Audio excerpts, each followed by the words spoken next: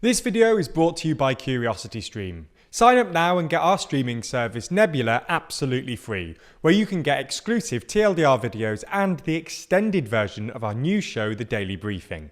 On Sunday, France went to the polls for the first round of the 2022 presidential election. For those of you who don't know, the French presidential election has two rounds of voting. The first, which happened on Sunday, is between all of the candidates, and the second, which will take place in 2 weeks' time, will be a runoff between the two most popular candidates from Sunday. So in this video, we're going to be taking a look at the results, why they were relatively good news for incumbent and favourite Emmanuel Macron, and what this means for the runoff in 2 weeks' time.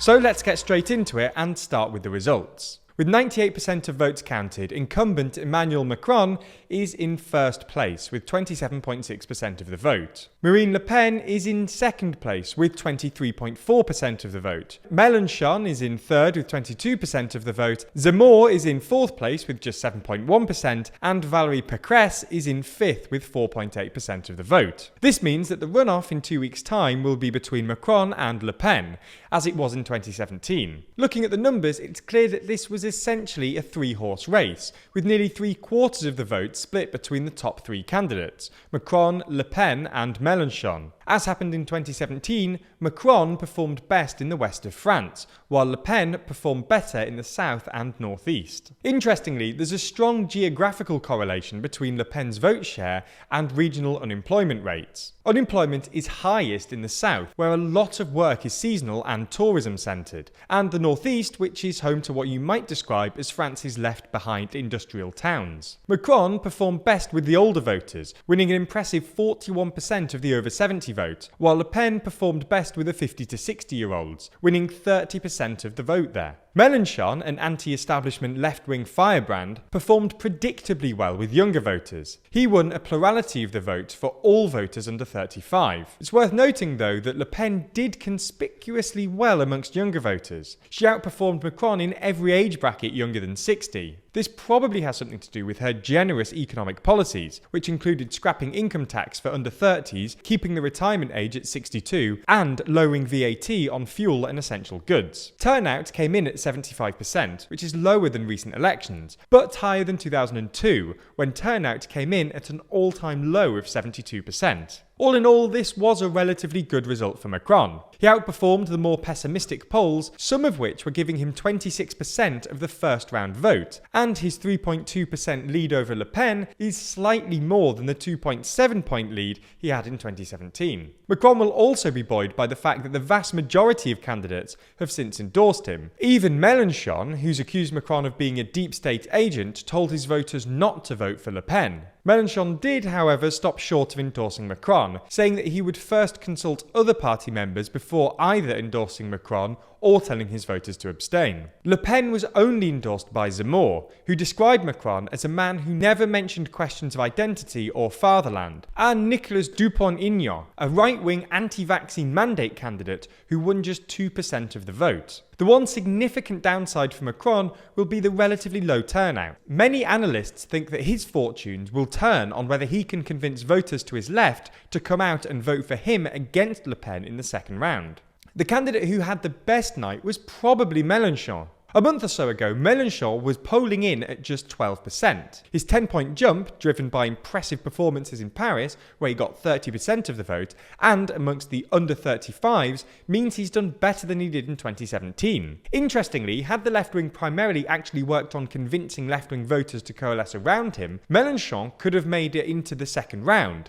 He was just 1.5% behind Le Pen, while other left-wing candidates, such as the Greens, Communists and Socialists, won a combined total of 9% of the vote. Perhaps the biggest shock of the night was the terrible performance by the establishment parties, Les Républicains and the Socialist Party, who used to enjoy a near duopoly on French politics. Les Républicains candidate Valérie Pécresse won just 4.8% of the vote, and the Socialist Party's candidate Anne Hidalgo won just 1.8%. This was both a political and economic disaster for Les Républicains. Pécresse came in at under the reimbursement threshold of 5% and has now appealed for help to pay off the €5 million worth of debt she accrued over the campaign. the French political landscape is completely redrawn. If you think about it, the Socialist Party used to be a party of power, has been in power for many years. François Hollande was a socialist president. Mm-hmm. François Mitterrand, many years ago in the 1980s, was a French president and was socialist. This time, the Socialist Party did 2%.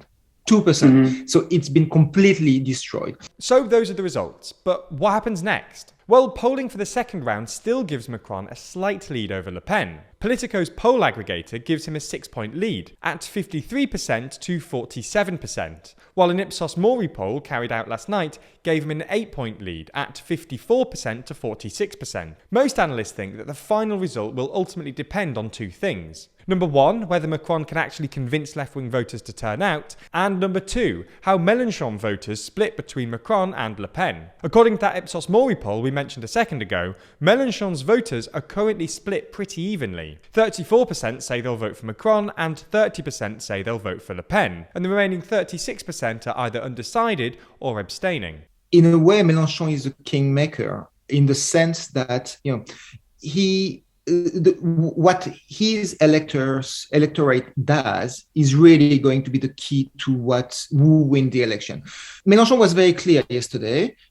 He said, do not give a single vote to Le Pen. So that's pretty clear. But he didn't quite say, go and vote Macron, which is a little bit different. So the big question is, will Mélenchon's voter go and vote, or will they stay at home?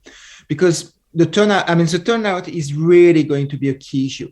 If Mélenchon's voters do not bother and go and vote for Macron, the danger, of course, is that the electorate will move for Le Pen and will go and vote for Le Pen, and Macron's voter will just don't bother and wouldn't want to go to the polls. If Macron was to win, he'd be the first president to win re-election since 2002, and the first president since Charles de Gaulle to win re-election whilst enjoying a majority in Parliament. And while a Le Pen victory would be a massive shock to both France and Europe, she'll struggle to implement her more controversial policies without winning a majority in the parliamentary elections in June, which looks unlikely. As a final thing, whatever the result, this election has shown how wild French politics has become. The establishment parties came in at just 7%, and at least 50% of the electorate voted for either the far right or the far left. Whoever wins is going to have a tough time maintaining political stability with such a diversity of opinion among the French public. If you want to be updated on this story as it plays out, then you should subscribe to the Daily Briefing, our show where we break down the 5 stories you need to know about in just 5 minutes. Kinda like your daily news vitamins to get you in the know.